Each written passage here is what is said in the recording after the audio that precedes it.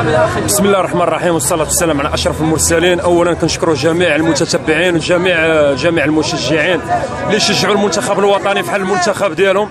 اش غنقول بالنسبة للمباريات الأولى دازوا واعرين، غندوي على آخر جوج مباريات.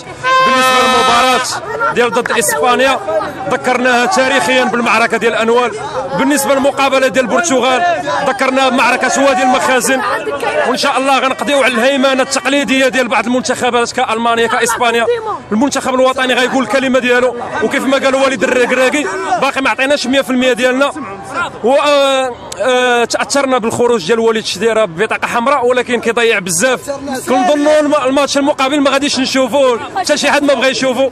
نشوفوا وحدين اخرين، واللي زوين في هذا المنتخب هو اللي كيدخل كيلعب.